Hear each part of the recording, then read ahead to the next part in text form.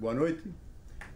Estamos continuando com os seminários sobre psicanálise existencial por conta do NUCA Estudos e Atividades em Existencialismo.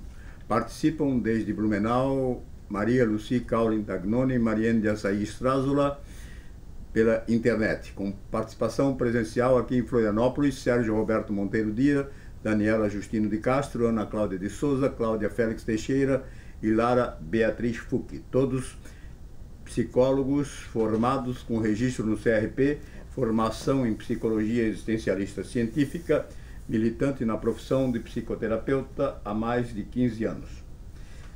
Para retomar o horizonte de nossos seminários, refletindo sobre a psicanálise existencial de Sartre, teoria metodológica ou método ou suporte teórico metodológico da psicologia existencialista científica, vou reler o primeiro parágrafo, que foi o de que nos ocupamos até hoje, nesses seminários, primeiro parágrafo do capítulo 2, da quarta parte dos Lettres Linnéennes, artigo 1, a psicanálise existencial. Se é verdade que a realidade humana, como temos tratado de estabelecê-la, se anuncia e se define pelos fins que persegue, se faz indispensável o estudo e a classificação desses fins. Com efeito, no capítulo anterior, consideramos o para si somente segundo a perspectiva de seu livre projeto, quer dizer, do impulso pelo qual ele se arroja ou se lança para seu fim. Convém agora interrogar a este fim mesmo, pois forma parte da subjetividade absoluta como limite transcendente e objetivo desta. É o que pressentiu a psicologia empírica quando admite que um homem particular se define por seus desejos. Porém, devemos precaver-nos contra dois erros. Em primeiro lugar, o psicólogo empírico, ao definir o homem por seus desejos, permanece vítima de um erro substancialista. Ele vê o desejo como existente no homem a título de conteúdo de consciência e crê que o sentido do desejo é inerente ao desejo mesmo. Assim, evita tudo quanto possa evocar a ideia de uma transcendência. Porém, se desejo uma casa, um vaso de água, um copo de água, um corpo de mulher, como poderia esse corpo, esse copo, aquele imóvel residir em meu desejo? E como poderia este ser outra coisa que a consciência de tais objetos como desejáveis? Guardemo-nos, pois, de considerar os desejos como pequenas entidades psíquicas que habitem a consciência. São a consciência mesma em sua estrutura original, projetiva e transcendente, enquanto que é, por princípio, consciência de algo. Aqui, Sartre vai demarcando, o território da ciência experimental moderna, em que coloca a sua psicologia existencialista científica, e do conhecimento empírico, que, como já vimos em outros vídeos, precedeu a ciência moderna até a virada da idade medieval para a idade clássica e contemporânea. Muito há que refletir a todos a propósito de tudo isso, que abre um horizonte de reflexão que alcança, ao fim das contas, toda a história da psicologia, incluindo a história da antropologia também. Então, eu vou deixando aos participantes, perguntando sobre provocações, questões, perguntas, reflexões, sugestões, considerações a propósito desta colocação inicial de Sartre no que se refere à psicologia existencialista científica, como inaugurando a ciência da personalidade, da corte dos fenômenos psicológicos e da intervenção em problemas de padecimentos psicológicos, em superação às psicologias empíricas ou, como ele dizia, empoeiradas que já se ensinavam na Sorbonne, ou melhor, na Escola Normal de 1927 e na Sorbonne, aliás, como ele próprio disse. Então, gostaria de saber dos participantes lá, da Mariene, da Lucy, ou dos que estão presentes aqui, o que gostariam de colocar, perguntar, estabelecer, enfim, desenvolver a partir do texto lido para continuarmos nosso seminário. É com vocês.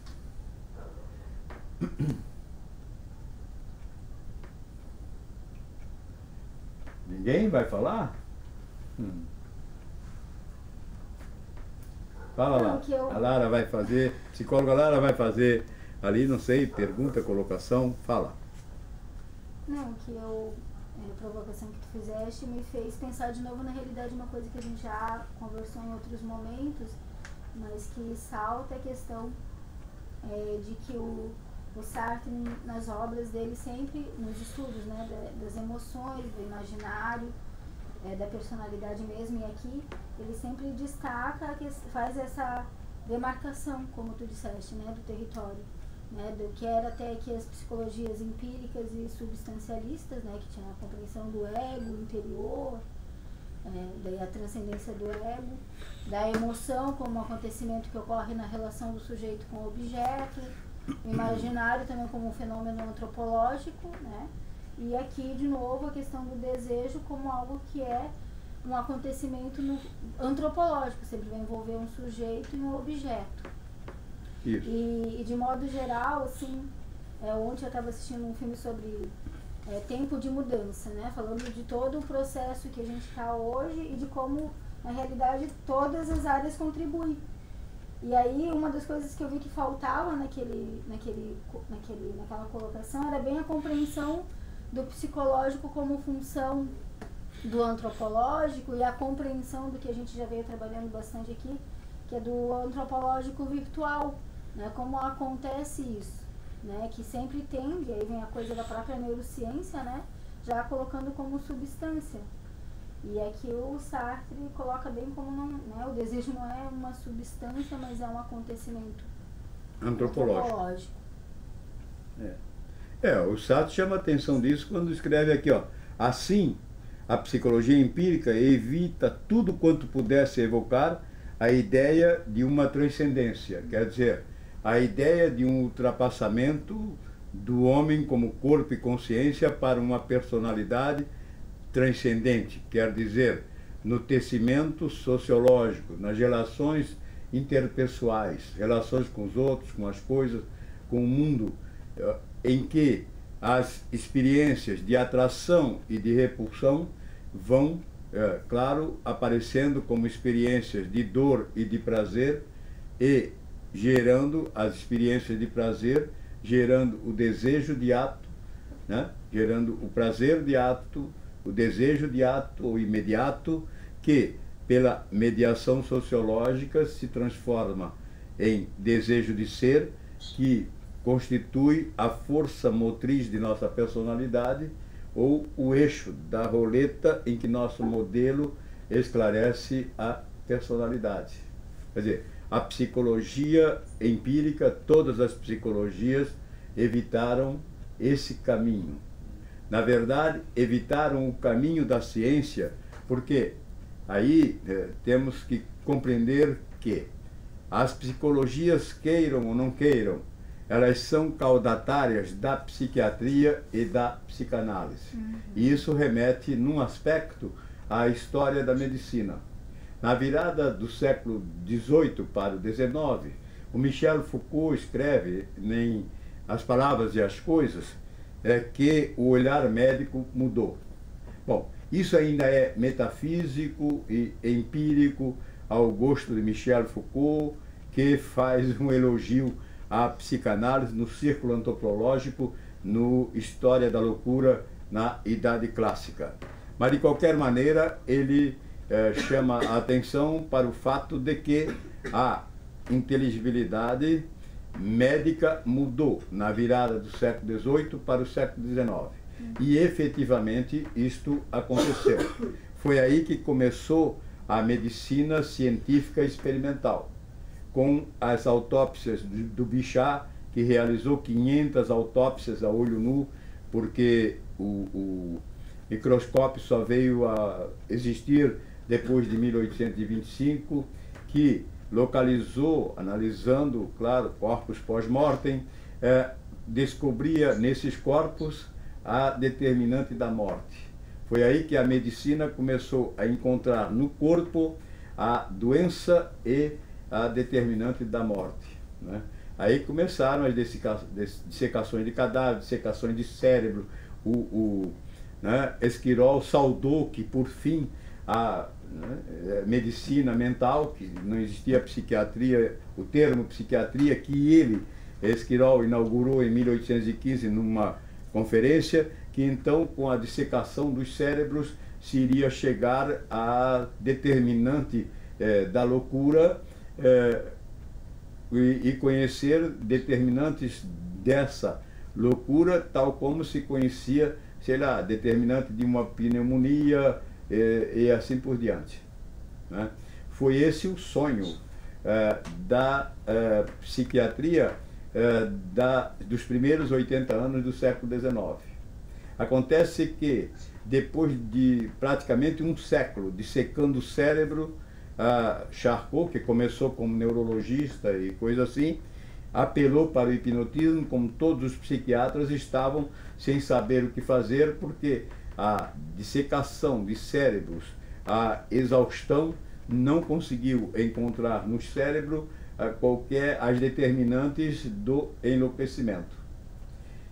Foi então que, com a predominância da psiquiatria do César Lombroso, que invadiu a medicina legal com a sua psiquiatria racista, eugenista, porque frenológica, porque caracterologista, essa escola de medicina italiana, por razões políticas, é óbvio, foi acolhida na França por Jean-Martin Charcot, por Brouardel principalmente, que a introduziram em França, claro, confrontando o avanço do Estado republicano, já que eram saudosos do ancião regime, e bloqueando o avanço da escola de medicina legal do Dr. François Foderet, grande expressão, mas que era do doutor, em que a grande expressão foi o Dr. Ambroise Tardieu, de quem Brouardel era o assistente e depois se tornou titular da cadeira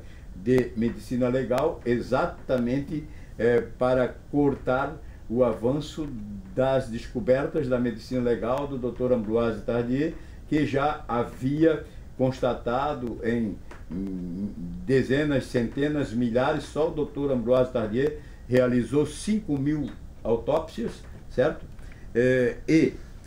Laudos médicos, a constatação de que a histeria, quer dizer, os padecimentos emocionais das mulheres desdobravam de violências e abusos sexuais sofridos durante a infância.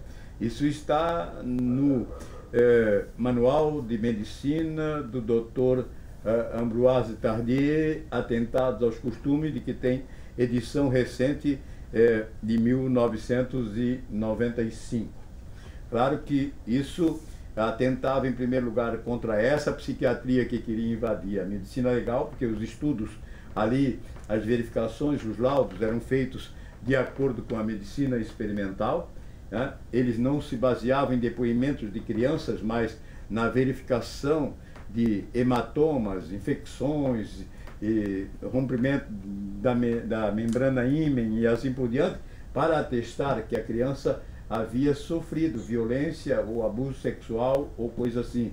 Tanto que, em 1860, o Dr. Ambroise Tardieu publicou, né, um artigo famoso, né, na revista Necrológio de Paris, que, a propósito dos abusos e dos maus tratos às crianças, estabelecendo as consequências desses maus tratos para as crianças e a vida adulta sob o título de Síndrome da Criança Maltratada.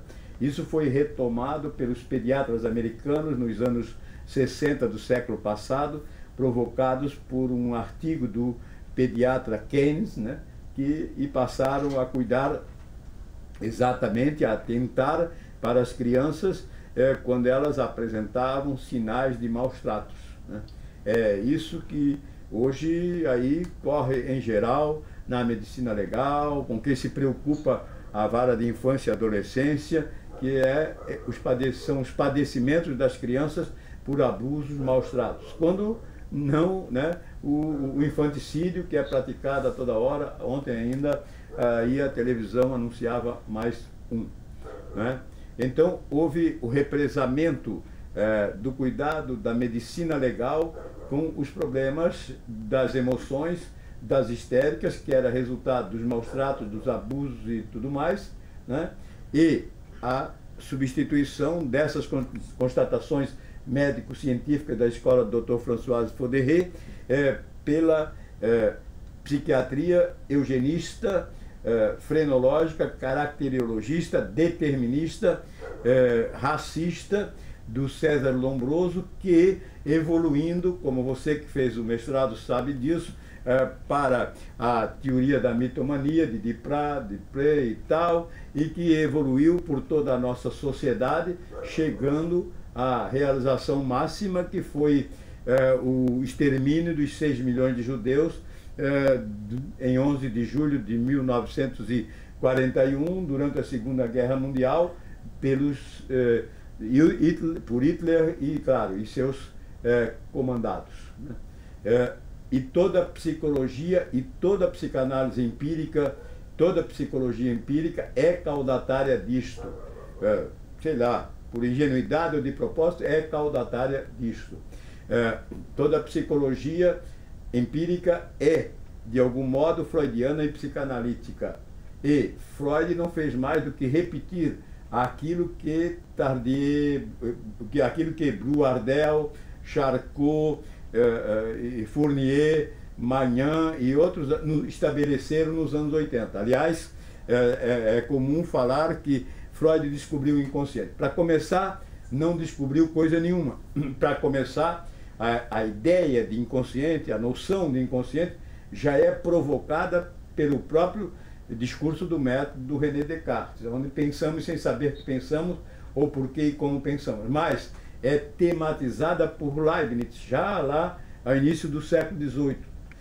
Por Leibniz. É trabalhada por Hegel. Hegel, sem a noção de inconsciente, nunca teríamos a filosofia do espírito de Hegel, né? E isso no campo da filosofia, que depois vai ser introduzida na medicina exatamente por Paul Boardel, por Charcot, por Magnan e os outros psiquiatras que ali se, vamos dizer assim, juntaram naquela verdadeira confraria de combate à prática da medicina legal em termos de medicina experimental, tal como preconizava o Claude Bernard, de quem o Dr. Ambroise Tardieu fora aluno e era um defensor, né, a toda prova.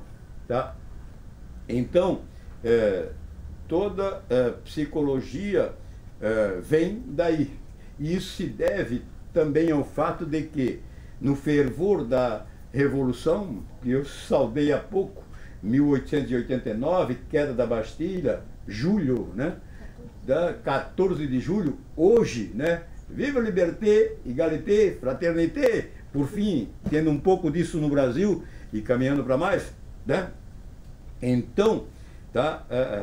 Quando aconteceu isso, no fervor disso, em 1894, 1889, 5 anos depois, né, saiu a grande reforma psiquiátrica de Pinel, que, é claro, o Dr. Ambroise Tardieu, no seu dicionário de higiene pública, em 3 volumes, de 1852, cuja edição tenho o prazer de ter, quando os próprios americanos citam a edição de 1800 1862, que já é a segunda edição, e eu tenho original em francês ali, os 3 volumes, e tudo mais, o Dr. Ambroise Tardieu faz um elogio importante, né, forte, empolgado ao que o governo da Revolução fez pelos loucos que viviam postos em depósitos nas casas, nos conventos religiosos, esquecidos como animais. Realmente, a reforma que o Pinel realizou foi extraordinária. Se humanizou em muito o tratamento do louco, que passou a ser cuidado como doente, como alguém que precisava de ajuda, quando era misturado a criminosos de todos os tipos, abandonado praticamente como leproso. Isso foi muito importante ao início da Revolução. Isso deu um status político à psiquiatria. Mas a psiquiatria que vinha então com seus poderes políticos estabelecidos da Idade Clássica, com todas aquelas barbaridades que o Charcot pesquisou em arquivo e descreveu em História da Loucura na Idade Clássica, e que teve essa reforma do Pinel realmente de acordo com os ideais da Revolução, ideais políticos de tratar dos loucos como cidadãos precisando de ajudas e tudo mais. A psiquiatria ficou em paralelo à medicina científica experimental. Hoje nós temos, se formos falar de medicina, temos que abrir uma chave: medicina científica experimental, medicina psiquiátrica, que é empírica. Se você lê a psiquiatria, os tratados, tudo, você vai ver, são duas racionalidades, a da psiquiatria e a da medicina em geral. E as raízes históricas estão aí, né? A preocupação de Sartre é exatamente com o corte com essa psicologia racista, empírica, eugenista, que vem do César Lombroso. O Sartre sabia exatamente o que estava fazendo, e sabia o que estava fazendo politicamente. O L'Être Lenéen é um texto escrito contra a mentalidade nazista, racista, eugenista, antissemita. Por isso ele é produzido por Sartre em plena guerra, enquanto lutava servindo de meteorologista na Alsácia, enquanto estava preso no Stalag 2 como prisioneiro de guerra, né, onde escreveu a primeira peça de teatro, que foi Bariona, uma peça de encenação de Natal que ele fez com os jesuítas, né, e onde o livro oficial dos nazistas está no Diário de uma Guerra Estranha, é só ler ali, tá? Seria o Tempo de Heidegger, né? Sartre lá fazendo anotações para o Ser e o Nada. Ele não usava maconha, não, ele não estava dopado, não. Ele estava escrevendo o Ser e o Nada contra o nazismo, contra o racismo, contra o regime nazista, contra o eugenismo, contra o antissemitismo, quer dizer, ele estava muito lúcido e sabia, via, enxergava que uma compreensão científica do homem não serviria a essa psicologia, psiquiatria e psicanálise mística vinda do César Lombroso, cuja história começa toda com uma consulta a uma vidente que o convenceu das vidências do espiritismo, e daí foi para Turim e por aí em fora, claro, trabalhando a partir do racismo do Gobineau. Aí era tudo aquilo que queriam mesmo, e fizeram exatamente a reversão, né, que foi feita. Sartre sabia contra o que se estava debatendo quando dizia que queria acabar com a psicologia empoeirada que se ensinava na Sorbonne, psicologia de Leon Brunswick e Henri Bergson, que foram prêmio Nobel de Literatura em 1927, sem ter escrito nem bilhete para namorada. Foram postos como prêmio Nobel, isso é documentado historicamente, para exatamente combater o pensamento científico que, em nome do marxismo, pegava como fogo devorador por toda a Europa, por função da Revolução Russa de 1917. Quer dizer, O Sartre lutava contra isso. Tanto que, quando o Leon Brunswick convidou o Edmundo Husserl para fazer uma conferência sobre a fenomenologia dele, de Husserl, em 1928, na Sorbonne, onde o Husserl fez a síntese de sua metodologia no livro Meditações Cartesianas, certo? Mostrando que no fim ele fez o mesmo caminho de Descartes. O Brunswick chegou a mandar chamar pessoalmente Merleau-Ponty, Simone de Beauvoir, Jean-Paul Sartre, mandou chamar pessoalmente. O Sartre disse: eu não vou assistir aquela coisa. A Simone foi, o Sartre não foi. Está registrado pela própria Simone de Beauvoir. Então era no fervor dessa luta contra o racismo, contra o semitismo, contra tudo isso. Então, no fervor dessa luta política, aí dá para compreender como fecha, como é que pode um filósofo mobilizado para o exército francês em 1939, enquanto trabalhava, servia como meteorologista na Alsácia, né, que antes havia servido como meteorologista em Sancy, tendo como sargento instrutor o Raymond Aron, né, e depois serviu como meteorologista. Um soldado depois feito prisioneiro em pleno Stalag, escrevendo sobre um tratado de ontologia, como está relatado no Diário de uma Guerra Estranha. Ora, como pode isso? Como ele tirava força para isso? Ora, tirava força exatamente para isso.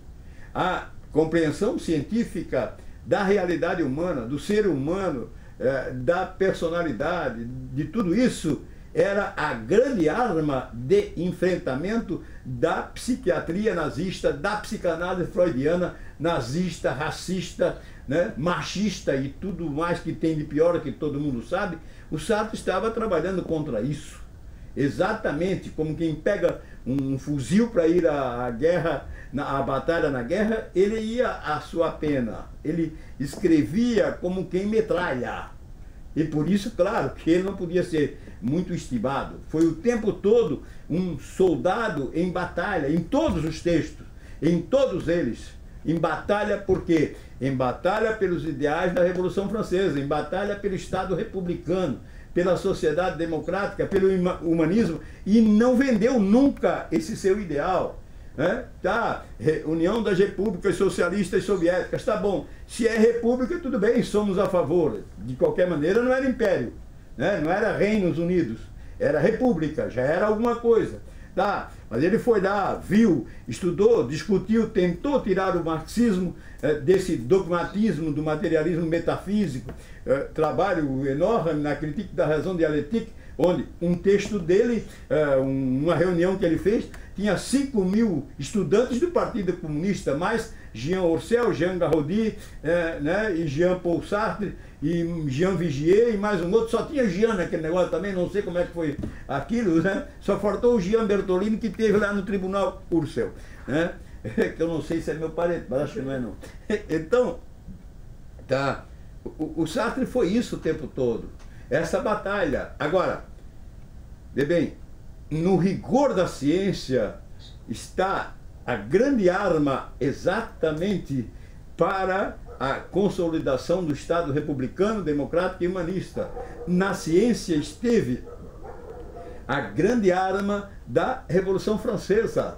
A ciência médica que evoluiu lá, Bernard, Pasteur, aquilo tudo, claro, evoluiu também no restante da Europa, mas exatamente também por função da ressonância que fez a Revolução Francesa e que fazia o sistema republicano. A medicina científica nasceu dentro do Estado republicano e graças ao Estado republicano, que a financiou, que a apoiou e que fez dela a sua grande bandeira.